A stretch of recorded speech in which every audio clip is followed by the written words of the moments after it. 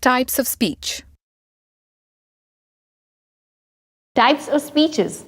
Let us hear a quotation before we start this chapter. They may forget what you said, but they will never forget how you made them feel. By Carl W. Buchner. There are 3 kinds of speeches you're almost going to come across. Informative, persuasive, and ceremonial. Here is what each of these kinds of speeches is all about. Informative.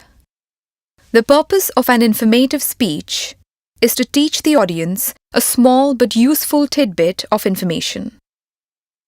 If your speech is a success, the audience will walk away with some knowledge. Here are some tips to keep in mind for effective informative speaking. Don't cram too much information in your speech, or you will lose your audience. Keep it simple. Be careful not to include information that your audience doesn't understand. If you do use unfamiliar terms, be sure to define them. Choose a topic that your audience will find interesting and relevant. Make sure your speech isn't persuasive. You're trying to teach your audience something, not change them. The importance of English language. Hello everybody. Nice to see all of you present here. Today, I'm going to share my views on the importance of English language. You know, English is one of the widely recognized languages in today's world. Now, why should we learn English? Well, there are several reasons why we should learn English. Let me cite a few of them to you. For instance, at school level, at college level, even at work level. Even if we talk about tourism, when we want to attract tourists to our country, we need to communicate in English.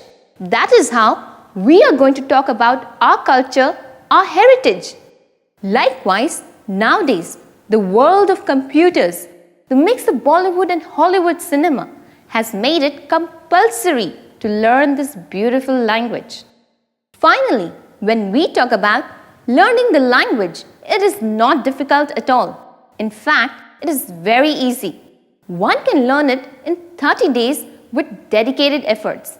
Let me make a contrast. You know, when we talk about Hindi, our national language, there are so many ek ki matra, u ki matra, pehle aap, tum, tu, which is not at all there in English. In English, it is just one word, you, whether you are young or big. That's the plus point about this beautiful language.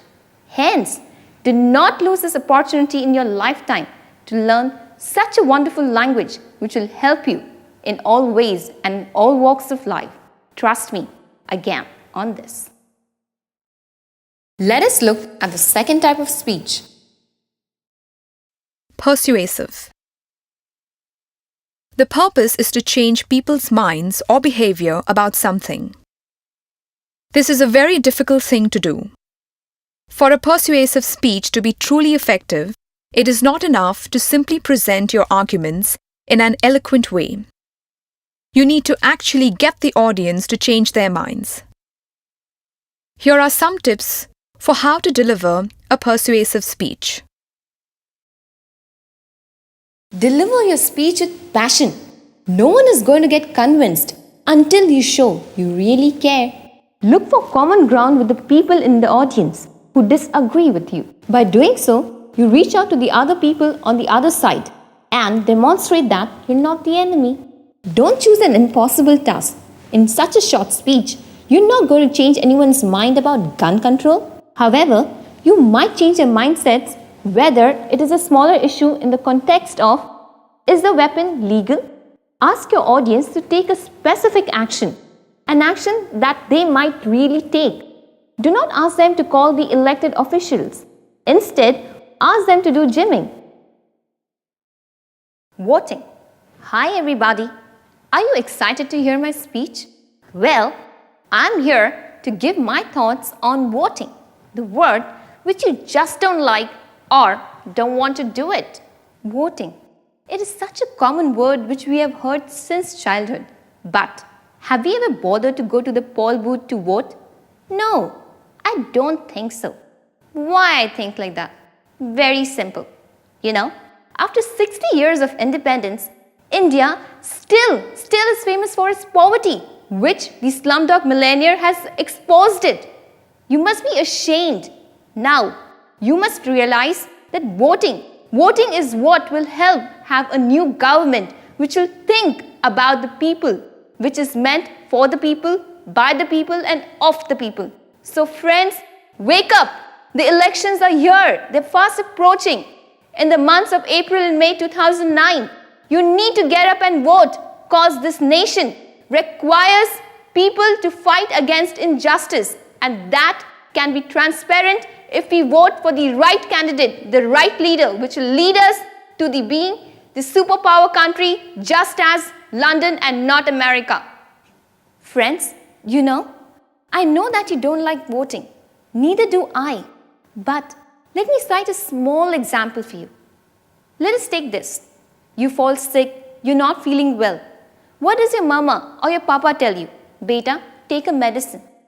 Do you like taking medicines? Not at all. But you need to take it so that you become cured, you become better to live the next day joyfully. Similarly, that's the way to progress in life. What you don't like, you have to do.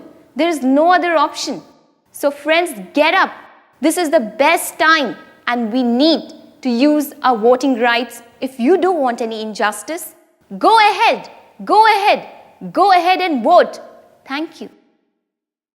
Let us look at the third type of speech. Ceremonial.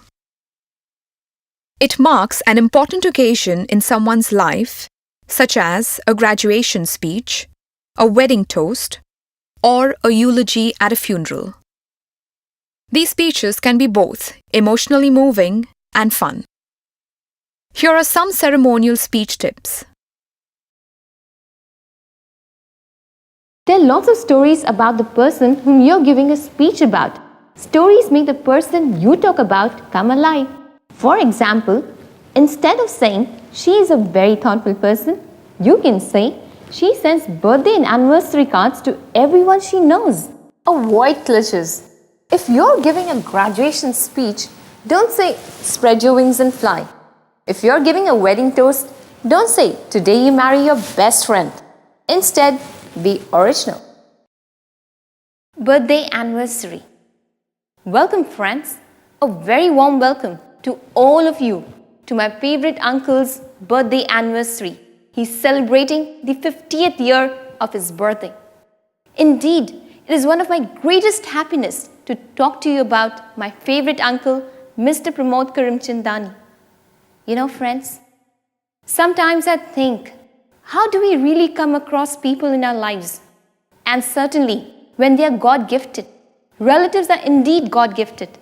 And I'm very happy to talk to you about my favorite uncle. He's one of the best people I've ever known on this earth. Let me share some striking examples of his. Number 1, when we talk about anger. Indeed, do we really have the right reasons for the right people, the right time to get angry? Seldom do we. And whereas my uncle, even if it is the right reason for the right people, the right day, he just doesn't get angry. Take the most recent example, when the shop had to face a short circuit problem. He had a gross loss of almost 25 lakhs. But what did he do? Nothing at all. He didn't scream at even one single fellow, not even the security guard who were responsible for taking care of the shop. The shop was almost closed for 15 days. But he took it to his heart. He awaited that day when the shop would reopen. And the sun was again shown to him. The shop finally did reopen and the customers greeted them. And one more thing. Let me take another example. He's a very charming husband, very loyal to his wife. It is all reflective.